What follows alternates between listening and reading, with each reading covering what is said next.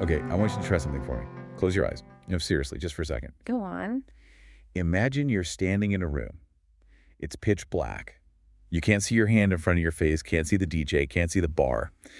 But you know you're not alone. How? Because the air around you is, it's literally pressurizing. You feel this physical weight pushing against your chest, rattling your rib cage. It's not just loud, it's heavy. Yeah.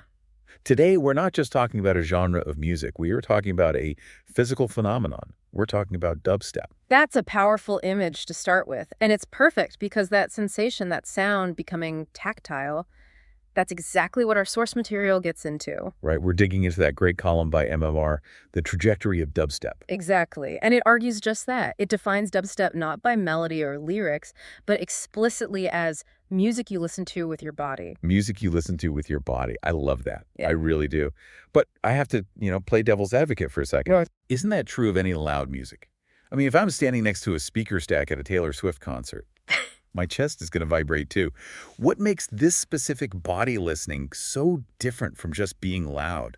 That's a fair push, a really fair push. But the difference, and this is what MMR is really getting at here, is about intent and the frequencies. Yeah. In a pop concert, that vibration is a byproduct of volume. In dubstep, the vibration is the point. The whole genre was engineered around what the source calls low-frequency supremacy. Low-frequency supremacy. We're talking about sub-bass frequencies so low you often feel them before you actually hear them. It's about manipulating physical space with air pressure. So weaponized bass. Mhm. I can get behind that. That's one way to put it. So our mission today is to trace this trajectory. How did this really specific dark underground sound from South London, how did it explode into this global festival juggernaut? And why did we all get so obsessed with this bass supremacy? And what's fascinating is the complexity. I mean, if you ask the average person what dubstep is, they'll probably make a robot noise, Oh, totally. The wub, wub, wub, wub. They think of the drop, the chaos. Right. But the roots, as MMR points out, the origin story is completely different. It's a story about a melting pot of immigrant culture, Jamaican sound systems, and this real desire to just shake the physical space of a small, dark club. It wasn't about fireworks. It was about meditation. Okay, so let's unpack that. We're not starting on a main stage at Coachella with pyrotechnics. We're starting in South London. So paint the picture for us. Late 90s South London. Oh. What does that feel like? It's the late 90s, early 2000s, and you have to understand the vibe of the city. We're not in the glitzy West End. This is Croydon. Concrete, gray. Exactly. And musically, things were shifting. Dubstep didn't just appear out of thin air, and MR makes that really clear. It was an evolution of UK garage, two-step, jungle, drum and bass. But UK garage was party music, wasn't it? Champagne and designer clothes. Exactly, and that is the crucial pivot point. UK garage was flashy, but the seeds of dubstep came from, the death of the party. The death of the party. Yeah, as the 2000s hit, the mood shifted. The music got darker, stripped back. It became paranoid. Paranoid. That's a word that gets used a lot. The source describes London at the time as a crucible of immigrant culture. You had these deep roots in reggae and dub. The Jamaican sound system culture. Right, and in dub culture, the bass is the lead instrument. It's everything. So you've got these kids in South London. They're surrounded by this history of Jamaican dub, but they're living in this gray urban environment. And they basically strip away the champagne vibes of garage and just keep the bass. That's a great way to put it. They adopted that low-frequency supremacy aesthetic. It was dark. It had what the article calls a tight spatiality. It was all about heavy sub-bass, not catchy hooks, at least not at first. It was about atmosphere and pressure. About standing in a dark room and feeling dread and excitement at the same time? That's it. Okay, so we've got the vibe. It's dark, heavy, London. But let's get into the nuts and bolts. The Force calls this section deconstructing the sound. If I'm scrolling through Spotify, how do I know it's dubstep? Because honestly, sometimes it just sounds like a broken drum beat. Well, it is a broken drum beat, and that's the key. There are specific technical rules. This is the aha moment for anyone trying to spot it. First, tempo. Almost always right around 140 BPM. 140 BPM. Wait, isn't that really fast? I mean, techno's usually like 125, 130. 140 is almost sprinting speed. It is fast.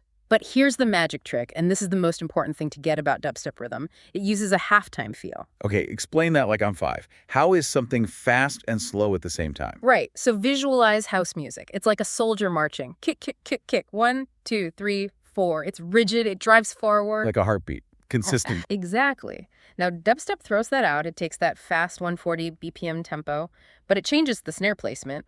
Instead of a kick on every beat, you get a kick on the one, and then this massive gap. And the snare hits strictly on the third beat. So it's kick. Wait for it. Snare. Yes. Think of it like a zombie lurching. It has a limp. Ah, I like that. It creates this huge gap of silence between the beats that makes you feel like you're falling forward, and then the snare catches you. So even though the metronome is clicking at 140, the groove feels like 70 BPM. It feels slow, heavy. The zombie lurch. And I guess that gap you mentioned, that silence between the kick and snare, that's where the bass lives. Precisely. You create space in the rhythm so you can fill it with the wobble bass. All those distorted bass lines and deep sub-bass frequencies, they need room to breathe. The mood is minimal and experimental. It relies on that physical bass pressure to fill the void. It's interesting because when you describe it technically, broken beats, lurching rhythms, dark moods, it doesn't sound like a recipe for a global pop phenomenon. It sounds like something that should have stayed in a basement. And for a long time it did. It had to grow in the underground. The source lists the pioneers, the underground pillars.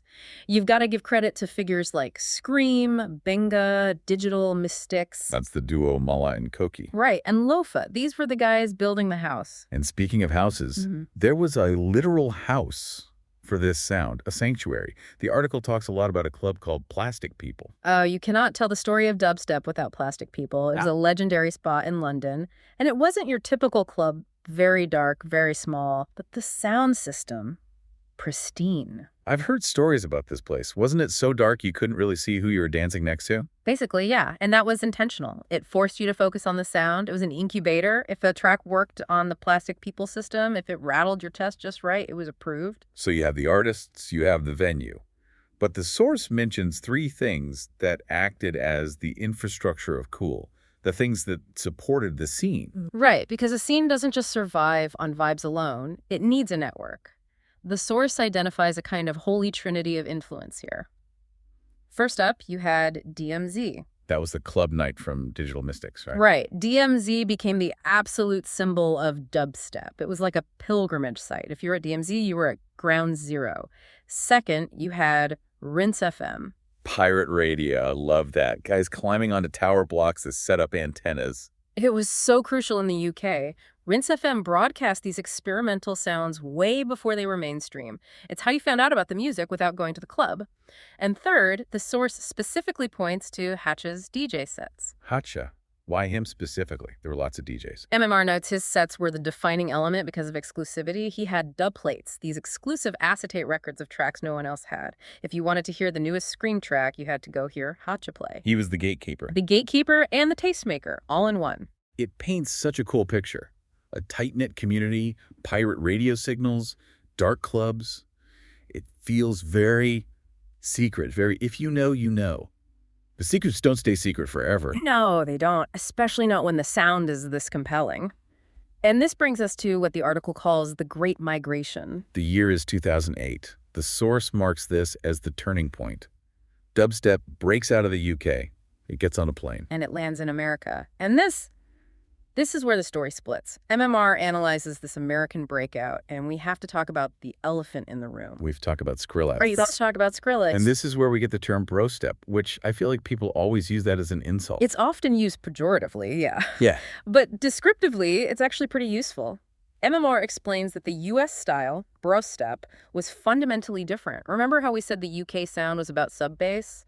Body listening. Low frequency, meditation, the zombie lurch. The U.S. version flipped that completely. It became about the mid-range. It became aggressive, flashy, distorted. So if the UK version is like a psychological horror movie, all tension and atmosphere, the U.S. version is a Michael Bay movie. That is a brilliant analogy. Yes, explosions and robots fighting. It's just a different thing. One is about the tension of what you don't hear, and the other is about the aggression of what you do hear. And the source points to a specific work as the monumental turning point. Skrillex's Scary Monsters and Nice Sprites. That EP changed everything. Everything. It took dubstep global, whether you loved it or hated it, and a lot of the UK purists hated it. It made the genre a household name. It took a sound meant for a dark, 200-person club and adapted it for a 50,000-person stadium. You can't play subtle sub-bass in a stadium. It gets lost in the wind. You need that aggressive mid-range screech to reach the back row. That makes total sense. It adapted to its environment. And the article explains this is how dubstep survived, right? It started blending. Exactly. Remix culture just took over. It mixed with pop, with rock, hip-hop. It moved from heavy and dark to melodious and dramatic. It became something new. Now, here's where it gets really interesting for me. Usually the story is UK starts it, US buys it, end of story. But the source takes a detour to a place I did not expect. Japan. The Japanese connection. I am so glad MMR included this section that's often overlooked. The genre permeated Japan in the late 2000s. What Japan, though? It feels like such a specific jump. Well, think about Tokyo. It's another concrete jungle, a lot like London. And Japan has this massive appreciation for high-fidelity audio and sound system culture, similar to the Jamaican roots. But the source really zeroes in on one key figure, goth trad. Goth trad. Yeah. That sounds like someone who hangs out in cemeteries, not nightclubs. Does the music match the name? In a way, yeah. It's dark, but it's sophisticated. He's a globally recognized artist, and what's fascinating is his style links back to that original deep London sound. He actually signed to Mala's label later on, but he incorporates noise and experimental music contexts. So it's not just copying the London sound. It's dubstep with a uniquely Japanese avant-garde flavor. Precisely. He creates these incredibly textured soundscapes. The source mentions the Shibuya clubs as the base for this evolution. It just goes to show that dubstep wasn't just a UK-US binary. It resonated in urban centers everywhere. The isolation of the modern city is a global feeling. And this music became the soundtrack to that. It's amazing. A sound born in South London basements ends up shaking clubs in Shibuya. But what about today? Is dubstep dead? Because I don't really see dubstep on the Billboard charts anymore. It's not dead, it's dissolved. It's in the water supply now. I like that. MMR argues that dubstep infiltrated everything. First, obviously, EDM. It's a main stage staple. You can't go to a festival without hearing a drop that owes something to dubstep. True, but outside of EDM. That's the bigger legacy. It triggered a total reevaluation of bass. It heavily influenced genres like trap and future bass. If you listen to modern hip-hop or even pop, think about how loud and distorted the 808s are now. That bass supremacy. It comes straight from dubstep, and the production, too. The innovation of sound design, using soft synths and samplers to create those crazy, unnatural noises, that became the standard for all electronic music. Before dubstep, a bass sounded like a bass. After dubstep, a bass could sound like a talking robot. That door can never be closed. Never. Before we wrap up, the source lists a few essential tracks. We all know Skrillex, but who else should people look up if they want the real education, if they want that zombie lurch? Okay, the source gives 3 great recommendations. First, check out Zed Bias Ambush Rhythm. This is described as the bridge from garage to dubstep. You can hear the evolution happening in real time. Okay, the missing link. Second, for that classic UK weight, Benga and Walsh versus Dark One Addicts. That is the sound of plastic people in a track. Got it. And the third. To connect the dots to Japan, Distance Night Vision Traffic remixes. It has remixes by both Scream and Goth Trad. It connects the pioneers with that global expansion. Awesome. We'll have to get those on the deep dive playlist. Mandatory listening. So what does this all mean? We've gone from South London to the world. We've talked about zombie rhythms, pirate radio, bass that rattles your ribs. The source ends on a pretty profound note that really stuck with me. It does. MMR calls dubstep a soundscape symbolizing 21st century urban culture. That's a big claim for a genre about wobbly bass lines. It is. But think about the final philosophical point the source makes. It asks this provocative question. The vibration of low frequencies does more than make you dance.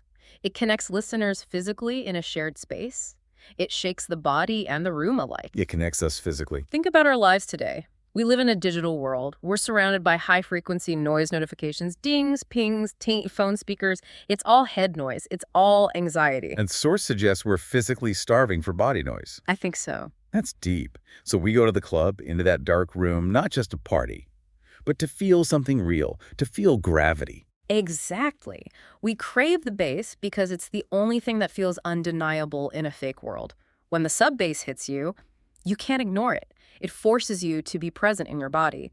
In an era of digital isolation, that physical, bone-shaking connection is a primal reminder that we exist. That is a beautiful thought. We go to the darkness to feel the light. or at least to feel the vibration. Yeah. Well, on that note, I think it's time for all of us to go find the biggest set of speakers we can, turn up the low end, and feel a little bit more connected. Thanks for diving in with us. It was a pleasure. Catch you on the next Deep Dive.